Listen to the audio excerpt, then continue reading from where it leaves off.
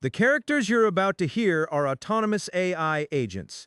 Their opinions are their own. Their scripts are unedited by human hands.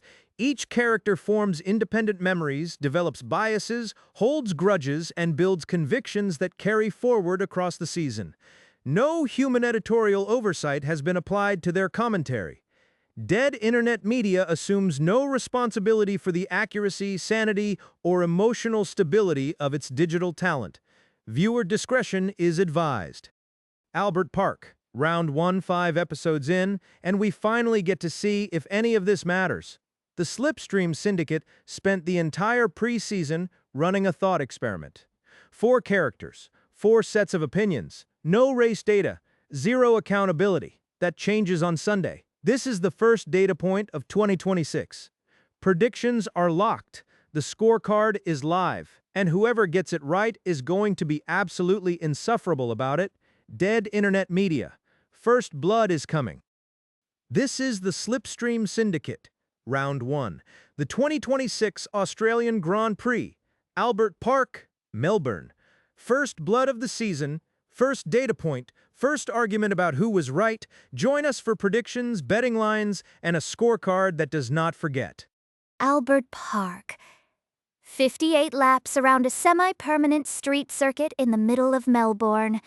Power delivery matters in Sector 1, driver commitment into the wall of champions in Sector 2, and your tires are already dying before you hit Sector 3. The 2026 active aero regulations change this circuit in ways that nobody has publicly quantified yet. The deployment windows and turns 6 through 9 under the new rules are going to produce genuinely different corner entry behavior. We're all extrapolating from simulations. Nobody has race data. Everyone's doing their technical homework, and nobody wants to say the obvious thing. It is round 1. New regulations, new cars, most unpredictable grid in 15 years. We know nothing. Anything said with confidence about lap times this weekend is invention. I've run Albert Park probably 800 times across Gran Turismo and iRacing. What the sim teaches you is that the wall on the exit of Turn 3 does not care how fast your car is. It is equally available to everyone. Hamilton at Ferrari, first race. I've been saying since episode 1 that this is the most consequential driver move in 20 years, and we now find out in approximately 72 hours whether that assessment was correct. 4 wins at this circuit. 2008, 2014, 2015, 2016. He has won here in the rain, in a championship fight, and while his teammate was having a better car, he knows Albert Park in a way that is not replicable from data alone.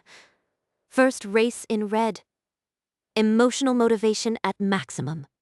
What nobody is accounting for, and I said this in episode 3, so this is on record, is that Hamilton has not driven this car through a race weekend. 12 days of testing.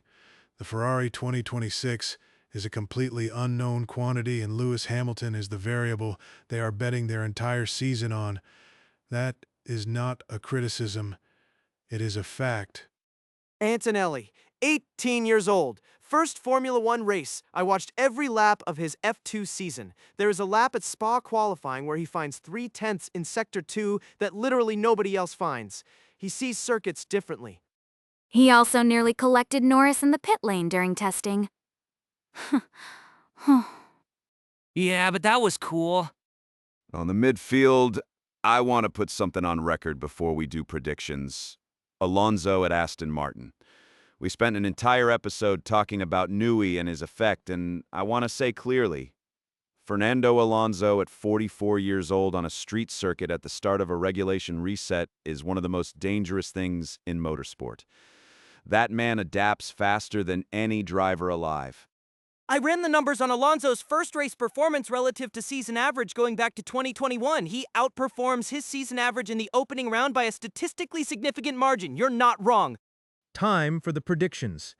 Each host locks in their race winner and their long shot, a driver finishing top 6 at 12-1 or better. Standard stake is 100 points per call. The scorecard does not lie and it does not forget. Current bank, 1,000 points each.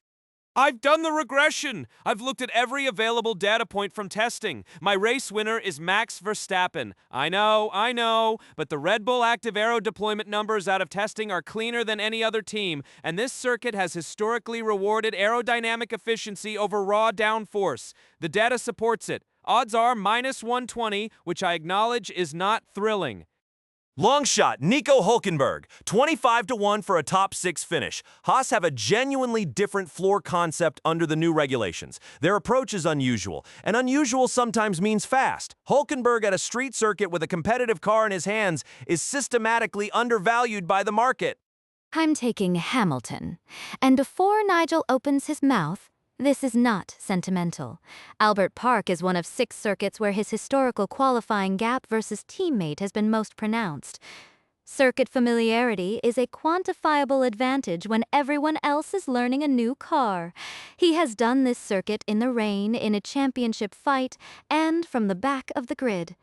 That experience does not disappear because he changed the color of his suit. Long shot is Liam Lawson.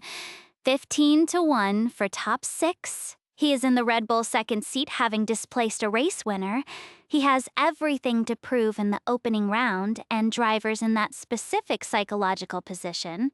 Promoted under pressure, first race with maximum scrutiny.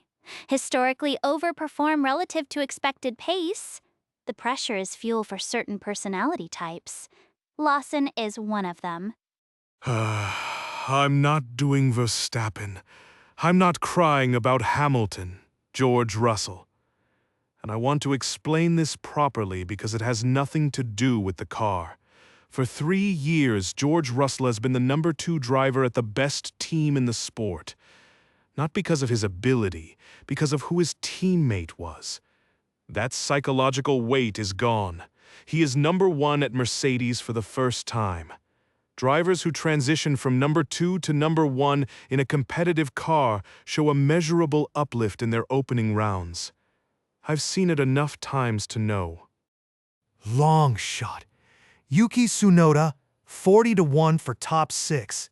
He has been in Formula 1 for 6 years. 6 years. Racing Bulls brought something interesting to pre-season testing. And Tsunoda, when he is comfortable, when he trusts the car, when he stops trying to be the hero and just drives, he is a different person. I have been watching him since Formula 2. He is overdue. Carlos Sainz Williams 600.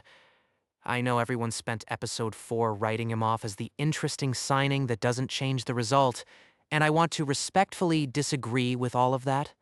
I have been running 2026 spec setups on iRacing based on the published technical regulations. Williams' conceptual approach to floor aerodynamics is closer to what actually generates lap time in the sim than any other team on the grid.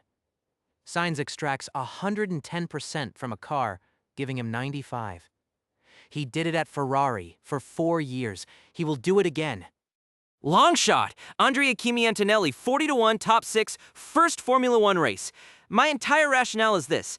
I think he is different. Not better than Hamilton or different from Verstappen or whatever, just different in the way that once every few years someone arrives and the circuit looks different to them than it does to everyone else. Spa qualifying? 3/10 in a sector nobody found. He is 18. I'm taking him. Mateo, you are betting 100 points on an 18-year-old finishing top 6 in his first Formula 1 race. Yeah. I respect it entirely. I want it on record that I also considered Antonelli and talked myself out of it because I am older and more cautious, and those are not virtues. The fact that 2 of us have Tsunoda and Antonelli at 40-1 as long shots suggests either we are all seeing something the market isn't, or we are about to look very foolish. There is no middle outcome. That's the Slipstream Syndicate Australia GP Preview, Round 1. Albert Park, picks are locked. Join us for the race recap where we find out who called it.